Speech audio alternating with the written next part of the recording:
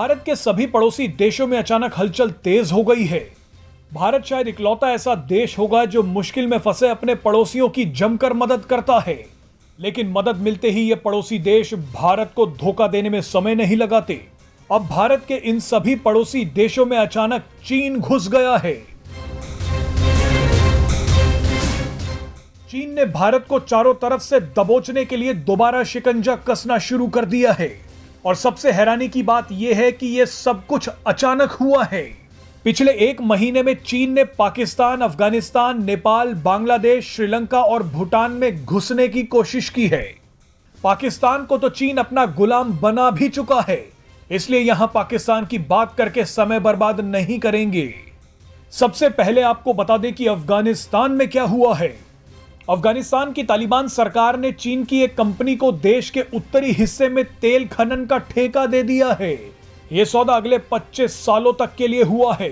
ठेका हासिल करने के बाद इस इलाके में चीन की आर्थिक गतिविधियां बढ़ जाएंगी। अब आपको जल्दी से नेपाल के बारे में बता देते हैं। भारत नेपाल को अपना सबसे करीबी और मजबूत पड़ोसी मानता है, लेकिन यही नेपाल अब भारत विरोधी गतिविधियों का अड्डा बनता जा रहा है। चीन समर्थक सरकार आते ही नेपाल ने भारत के खिलाफ कदम उठाने शुरू कर दिए हैं। फिर चाहे चीन की मदद से बनाए गए एयरपोर्ट का उद्घाटन हो या फिर भारत के उत्तराखंड में स्थित 3 हिस्सों को अपना बताना हो, नेपाल लगातार भारत विरोधी काम करता जा रहा है। श्रीलंका में भी चीन अपनी पकड़ को ढीली नहीं होने दे रहा। चीन के कर्ज में फंस चुका श्रीलंका भारत के खिलाफ कदम उठाने को मजबूर हो गया है। श्रीलंका की सरकार अपने देश में भारत की परियोजनाओं को अटका रही है। इसके अलावा हम्बनटोटा पोर्ट पर चीनी जासूसी जहाजों को रुकने की इजाजत भी दी जा रही है। चीन ने पिछले एक हफ्ते में बांग्लादेश और भूटान में भी घुसने की कोशिश की है।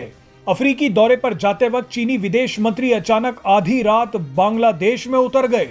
आपको बता दें कि बांग्लादेश में अगले साल चुनाव होने वाले हैं। चीन चाहता है कि नेपाल की तरह बांग्लादेश में भी उसकी बात मानने वाली सरकार आ जाए। आखिर में चीन ने चुपचाप भूटान के अधिकारियों से भी मुलाकात की है। बताया जा रहा है कि चीन और भूटान के बीच 2 विवादित इलाकों को लेकर बातचीत हुई है, जिसमें से एक डोकलाम है।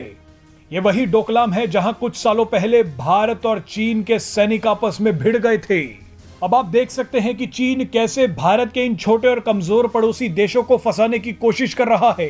जाहिर सी बात है कि भारत भी बारीकी से इन घटनाओं पर नजर रख रहा है और सही समय आते ही भारत इन सभी को जवाब भी दे देगा।